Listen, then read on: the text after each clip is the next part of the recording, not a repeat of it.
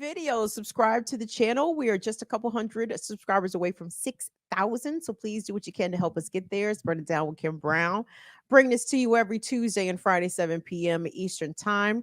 BIDWKB. We are in the middle of our summer fundraiser. So support us on the cash platforms, BIDWKB, Cash App, Venmo, PayPal, Patreon. Thank you guys so much. So let me tell you guys something. In the face of all of the excitement around Kamala Harris's coronation to become the Democratic nominee for president to go head to head versus Trump in November, gotta say, I'm a little concerned at what happens should Kamala lose. Now, I have to say, I'm looking at this race and I'm like, I don't know how this is going to go, to be quite honest. Kamala raking in a lot of money here, but at the same time, Trump is committed to not accepting the results of the election. So even if she wins legitimately, outright, whatever, Trump's going to say she lost. And he is going to activate his MAGA army. To what? I'm not exactly sure. But because we are in America and because we are all somewhat, if not mostly, familiar with the long history of white racial violence in America when they don't get their way. I mean, J6 notwithstanding, beloveds, we could go back here hundreds of years. We know what happens when shit does not go the way that white folks believe it should go. They turn violent, baby. They start shooting, they start burning shit. They say we do that shit. No, you should investigate your genealogy, whites. Y'all folks did that shit exceptionally. Shit. You think niggas burning down the Target in Minneapolis got anything on the whites of America burning down shit? You must be under Revenant's mind. So one of my concerns is this. Should Trump lose? What's going to happen? Well, we might be looking at a bit of a sneak peek coming from the streets of Nashville, Tennessee, for reasons. The whites, particularly the Patriot Front, these radical right-wing white supremacist dude bro organizations that like to drill on the weekends and shit and march in formation. Only thing they missing is the Klan hoods. You know what I'm saying? I might respect them more if they had the Klan hoods, because that required some sewing, right? What's the word I'm looking for? That required some seamstress work. That required a little bit of skill to get them pointy joints, you know what I'm saying, on the Klan hood. Anyway, I want us to take a look at what's been going on in Nashville, because there was an incident recently that happened July of this year in downtown Nashville, where some black children, as black children tend to do, black people at large, minding their fucking business, when they was harassed by some racist whites. Stop me if you've heard this one before. So I'm going to give content and trigger warnings here, because we're going to cue up that first video, okay? And I want to be clear here. Everyone survives, okay? No one was even physically harmed, just put it that way. But trauma happened to these black children who were playing drums. I'm not sure if this was on Broadway in downtown Nashville, but downtown Nashville, the downtown area, when they were accosted by these fucking racist pieces of shit, crackers, okay, who taunted these little boys, who repeatedly called them racial slurs, and who repeatedly was doing what they could to bother, antagonize, and intimidate little boys. You're going to see the size of these boys. You're going to hear these little little boys.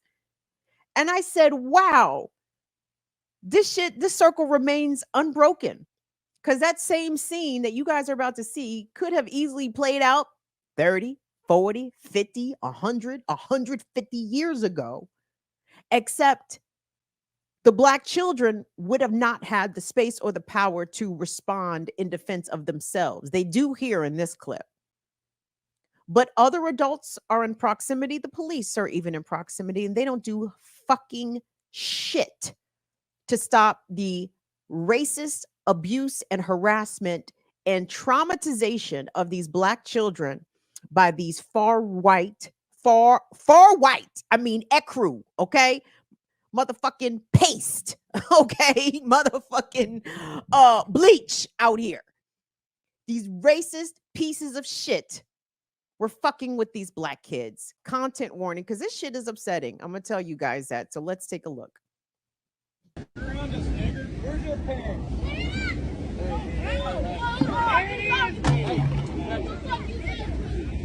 Little nigger.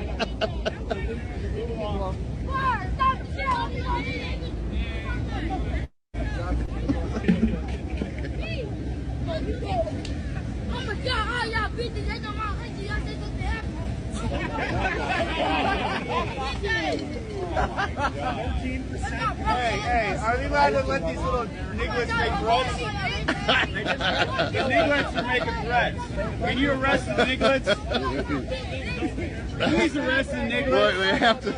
Hey, stop making threats. They have to accompany Nicholas through town. Everybody. Future engineers.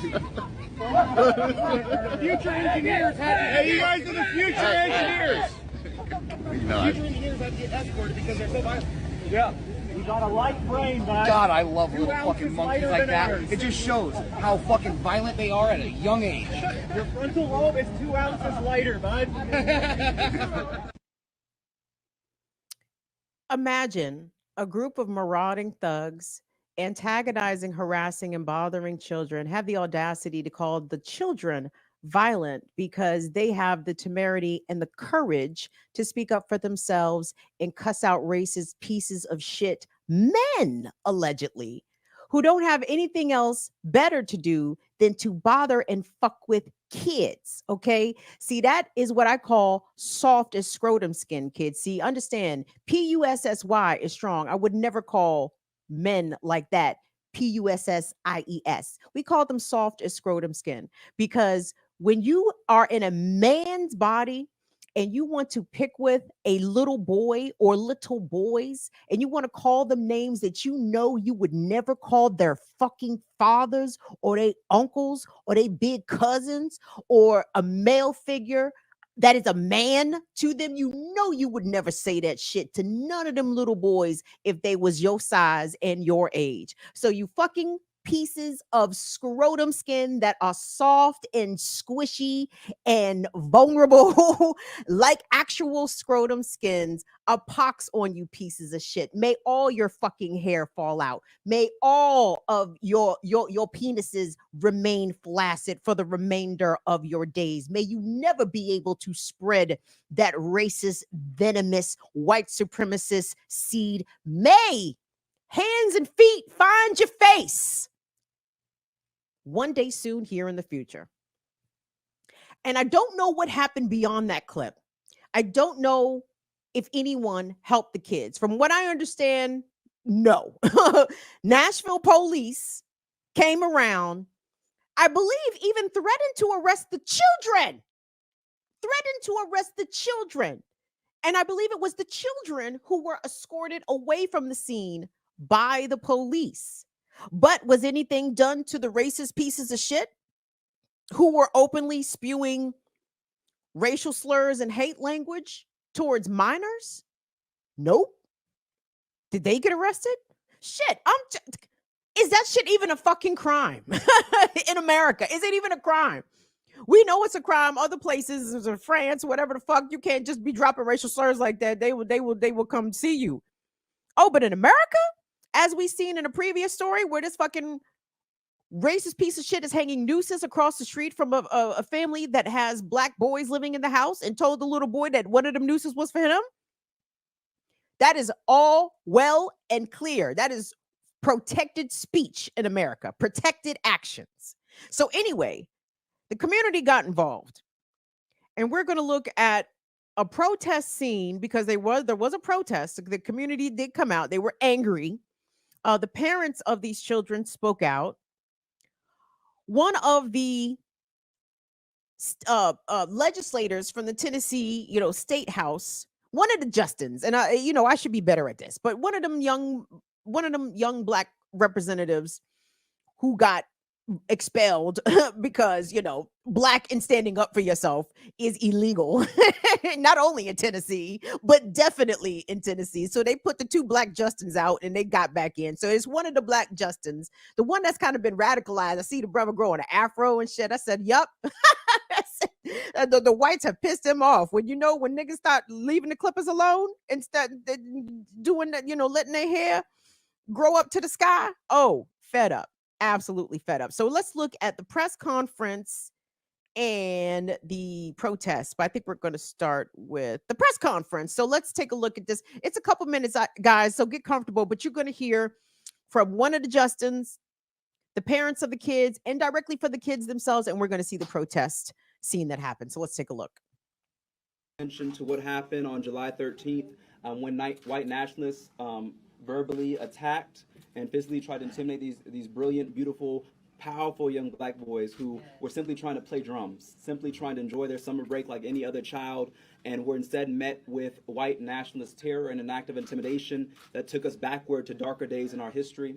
And the concern that we're lifting up here is that it wasn't just about the white nationalists, but it was about the failed response of the Metro Nashville Police Department, who failed to protect these children and in fact have threatened them with arrest for playing these drums on a public street in a downtown that belongs to every Nashvilleian. So we wanted to lift up the voice of one of the mothers, Ms. Ashton Lee. We also have Representative G.A. Hardaway from Memphis standing here in solidarity, a member of the Black Caucus, because we know that this is about a deeper systemic issue and about a deeper threat that we're experiencing in our state and in our city right now with the increasing rise of white nationalist terror that is targeting our children now. I just feel it wasn't right. Like, you don't terrorize no little kid. And I seen plenty grown men that was of color walk past them and nothing never was said. But then when these little kids walk by, it's they all type of bashful words because they don't know nothing about it. But they all bashful words, and it was not right at all. It hurt my feelings when I seen the video. To know that it was my kids that they're doing that to. I feel like it was racist because they were just saying bad words to us, and the police didn't do nothing. They were just telling us to go home. We didn't do nothing to them. We was about to go home on our way home. We went around them. They called us bad words, and we didn't say nothing to them. They just wanted to mess with black kids like us and just mess up our day and stuff. I come from an era as a little boy with fresh memories of Emmett Till. So I might be a little bit more edgy and aggressive than some of you. But I promise you, I serve for them. I serve to protect my people. And that's no matter what color you are. I will not stand for intimidation and bullying and the acts of terrorism, which that was. Why are they coming here? And I ask my colleagues on both sides of the aisle to join me in condemning this act, in pursuing legislation which will prevent this type of child abuse, this type of intimidation in the future. Our young brothers here, I told them as we were walking over here that they are superheroes, that you stood up and faced one of the most evil things in our state right now. And so this is about sending a message to the white nationalists who have swastikas, but it's also to send a message to the white nationalists who wear suits and who work in this building.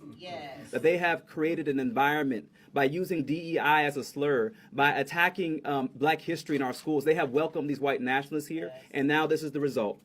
And it was a failure of our police department. In that video, the most unnerving, obscene, morally insane thing that I saw was that these officers did nothing. We met yesterday and they shared with me that they were about a block away and just told you to go home. Did they check to make sure you were safe? Did they ask you, are you okay? Do you need help getting home? No. They did not check on the safety of our babies. That is unacceptable. Shameful. That is shameful. And so we have a letter that we've sent to Chief Drake because we want answers. Why is it that his police officers are okay to arrest these kids for playing drums downtown without a permit, but did nothing to grown white men yelling the N-word, yelling racial slurs at them? It is unacceptable, and we need answers from the police chief and from the mayor, because this is an issue of justice and it's a systemic failure, and we want to understand how this happened. And this is not just a time for statements of condemnation, Mr. Mayor and Mr. Police Chief, and to my colleagues here. This is a time for reflective and corrective action to make sure that this does not happen again. This was a policy failure, and it's a result of the folks in this building. You know, I've heard a lot of people this session saying we need to protect our kids from the non-existent threat of drag queens. But then when this incident happened, I've heard nothing from the speaker. We've heard nothing from the Republican majority leader. We've heard nothing from my colleagues in this building. Instead, they have been silent, and it's unacceptable. Yes.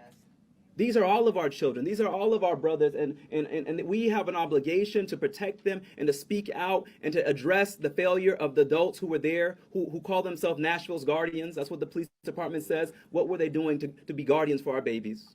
Ms. Ashton, if you can share with us, has the governor reached out to you? Has the mayor reached out to you? Has the police chief reached out to you? Have any of these folks in office reached out to you? No. I thought of Dr. King's quote that's on the memorial in Washington. It says, if you're going to say I was a drum major, say that I was a drum major for justice. Yes. Say that I was a drum major for righteousness. Say that I was a drum major. They are living the legacy of the civil rights movement. We see those black and white photos and videos, and we think we're past that.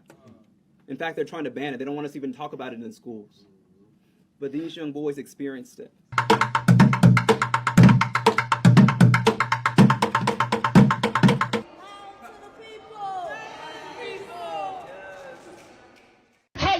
Outraged. And there's only so many times we're going to come up here and talk and ask for y'all to help us. The slurs hurled at these children brought concern to a new level. Your comments were not only unacceptable, but they were also deeply hurtful to these children.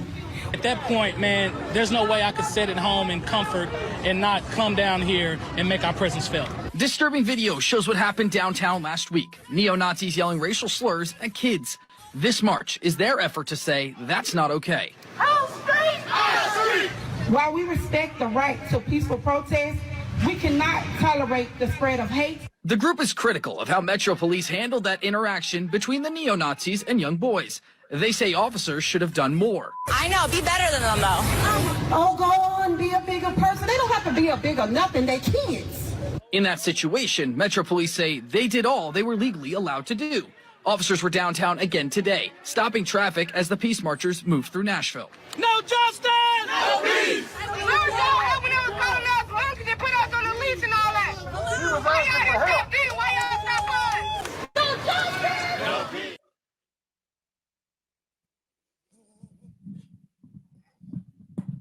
So when you think about the routine racial violence that Black people have experienced in America the entire time that we've been here, hundreds of years, and how Black children have absolutely not been immune to that violence, not because they were small, not because they were vulnerable, not because they were, children.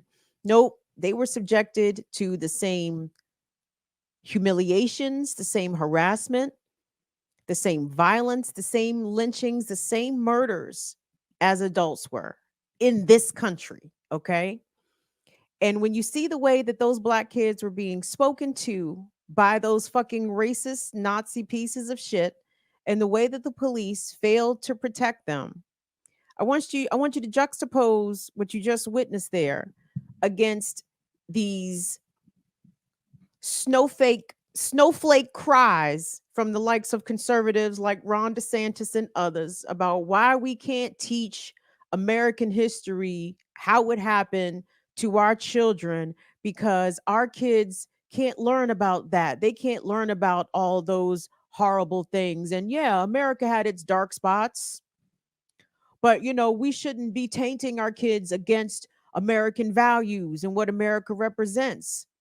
Well, what America represents is what those Black kids just experienced from those Nazi pieces of shit on the streets of their hometown while they were minding their business. Okay. This notion that white children should be protected about even learning about the horrors of racism. Meanwhile, Black children should be expected to just continue to accept, deal, heal, even maybe, or continue to be further re-traumatized by racial violence. Like, oh, that's just the nature of our existence in this country. We are expected to tolerate this, right? And then as these kids grow up and they become targets of police, right? And in this instance, the kids, again, not the aggressors, clearly the ones in need of protection, they were not protected. But trust me, when they get older, when they get a little bigger, when they turn 15 and 16, and these cops start mistaking them for being 24 and 25, oh, they're going to get plenty of attention then. And then comes all that comes along with that. The increased rates of anxiety, the school to prison pipeline, the depression, the higher instances of unaliving amongst Black kids. Then you get to be adults. Then you get to move into the American workplace and get paid less and fewer wages simply because you are Black. And then here comes the poverty. Here comes the hypertension. Here comes the high blood pressure. Here comes the early cancer. It all starts as kids. The physical responses to racism. We feel this as Black people in this country as children. Okay. And let that be an example of what it is that Black kids endure and have endured. When there was real attempts to register Black people to vote after the end of the Civil War, during Reconstruction, and then that whole period between Reconstruction and Jim Crow and before the Voting Rights Act in 65, Black people who even talked openly about going to register to vote were targeted and lynched. And if their kids were with them, guess who got lynched? If a Black woman was in proximity and she was pregnant, guess what they did to the fetus? The sadisticness, or maybe not sadistic, is it sadism? What's the word I'm looking for? The unrelenting evil and horror of racist violence in this country against Black people knows no bounds. And the majority of whites, even though they don't know it, they feel it, right? The entitlement that those Nazis felt, they knew that they were experiencing a generational privilege of being able to talk shit to Black kids, little Black boys, right? Because again, if those were Black men, I don't think they would have the same energy. But it was that generational entitlement to pop off at little children, to intimidate little children, to threaten little children. And again, the only difference in that scene that we just saw in Nashville 2024 and Nashville 1924 is that had those kids been in 1924 and popped off back to those whites, what do y'all think would have happened? What do you think would have happened? You think they would have survived? You think they would have been able to even get the fuck off of Broadway? You think they would have made it back to their house?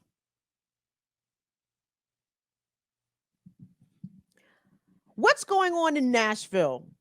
The representatives there, one of the Justins, said we have to figure out, why do these white supremacists feel so comfortable coming here? Well, let's be clear. The white supremacists feel comfortable everywhere. Okay, like everywhere.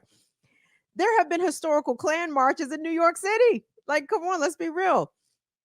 J6, even the protests leading up to J6, which people don't even talk about. Well, we covered here on this platform when they were happening.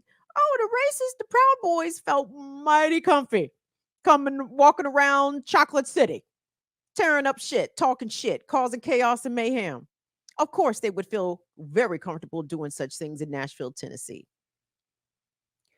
And these behaviors are not going unnoticed by Nashvillians, which, by the way, gotta be the best name for a city's people. You know, we got Washingtonians, Baltimoreans, Chicagoans, New Yorkers, Nashvillians. Oh, takes the cake. It's a shout out to all the Nashvillians. I love that. But I'm gonna show you guys a couple clips of these fucking racist fuckers and the shit that they are doing in and around town, in and around DeVille. Did they call it DeVille? Nat A? Is Nat A with us tonight? What they call Nashville? Cashville. I don't know what they call it, but regardless, in addition to the marches and the incident that we saw happen there with those Black kids on July 13th, the weekend of July 4th, the Patriot Front came out And maybe I shouldn't even be showing y'all this shit, but y'all need to see this shit because I don't know if they're showing this shit on the news. Maybe they are. But we need to be made aware that at minimum, these folks are coming out in public to show themselves, right?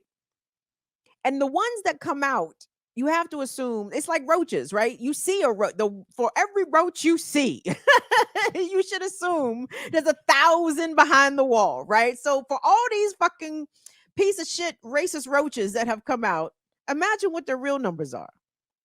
So we're going to take a look at a recent July 4th march from the Patriot Front clans people. And then we're going to hear from a white dude from Nashville who is not happy with all the white power symbolism that is being displayed prominently throughout the town, especially over the highway overpasses. It's crazy shit. So anyway, let's take a look.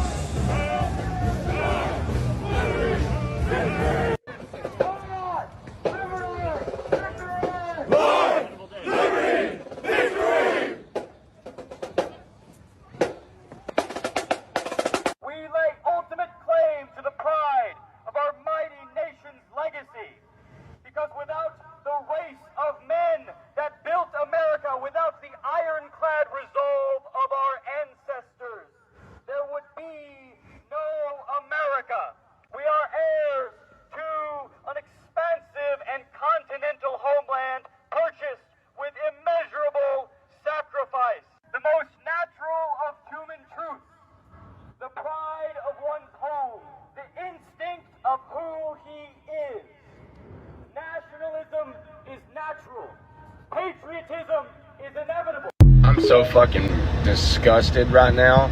I want y'all to look what's going on in Nashville right here outside of the road on exit 92. There ain't no need for this bullshit ass hate. Take your ass back home. Garbage ass fucking people, man.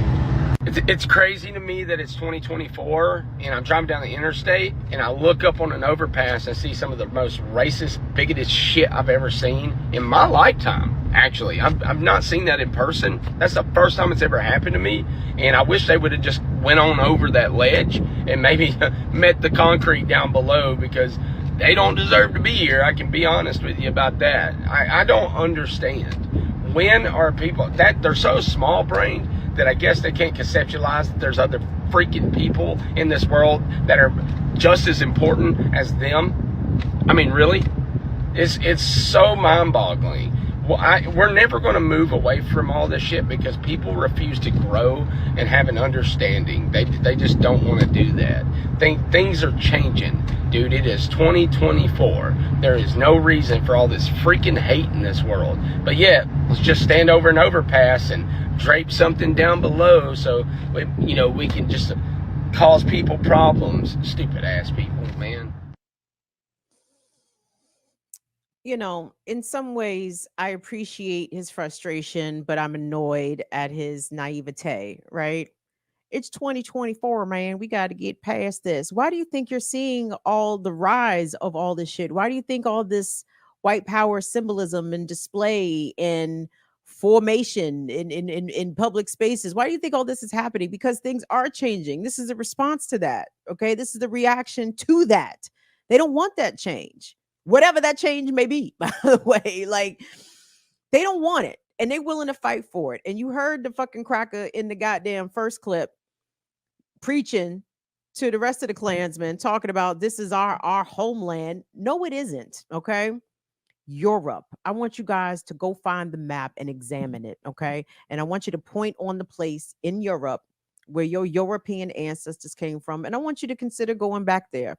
And I want you to ask them to keep you, because it's crazy to me that whites, racist whites who know that this entire land was stolen and acquired via genocide. They know this, okay? They're not ashamed of it.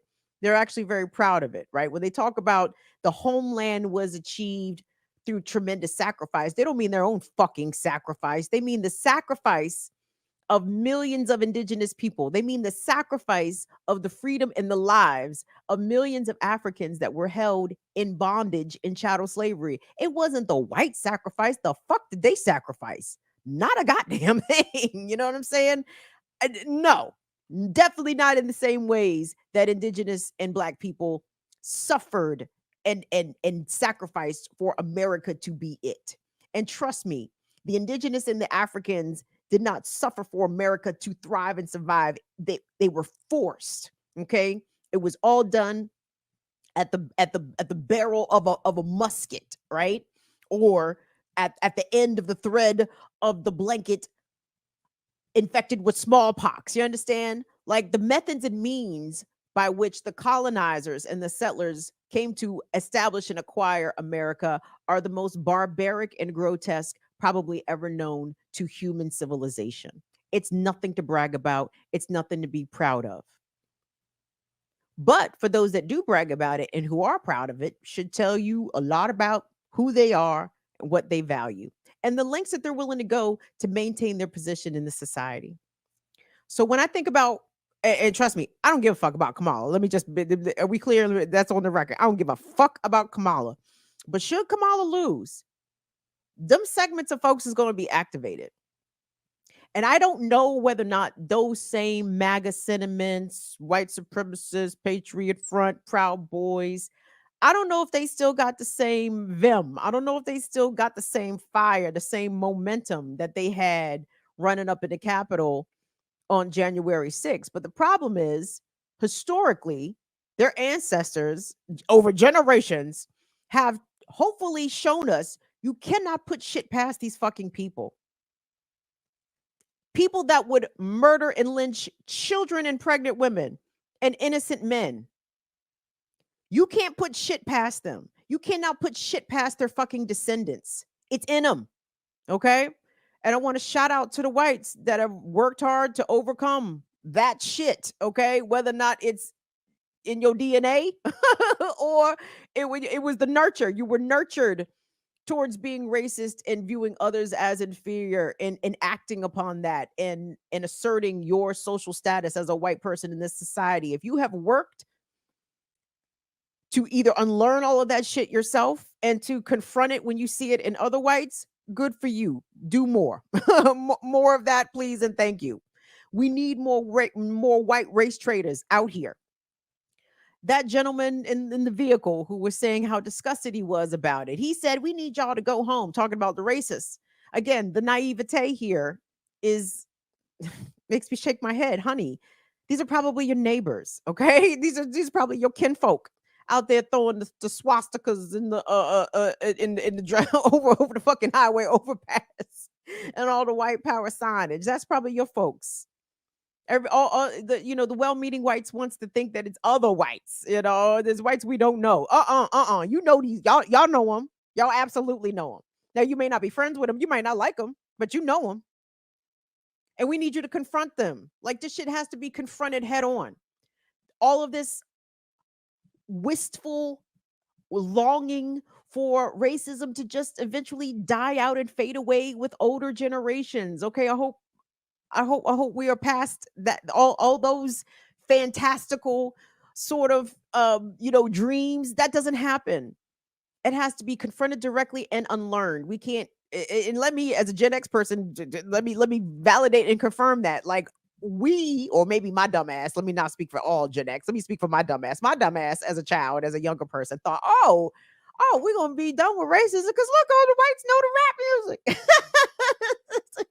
Oh, look, the whites is wearing cross colors. Look, we're about to be past this racism shit by 2020 because they listen to fucking NWA. Nope.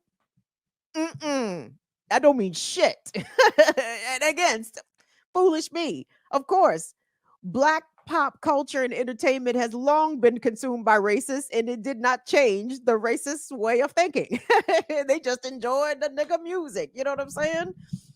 And still called us niggas, right? So anyway, let Nashville serve it as an example. Nashville is not alone out here. The rise of visual public displays of white supremacists amassing, obviously after Charlottesville, what was the big one or amongst the big ones, but we've seen them continue to pop up. And I don't mean just at Trump rallies. I mean that kind of shit. The Patriot Front shit, them niggas marching and shit, giving proclamations, waving Confederate flags. Those are the folks we need to be watching here, kids. And let me again, I have to say this, and it's probably not going to get my content boosted on YouTube at all.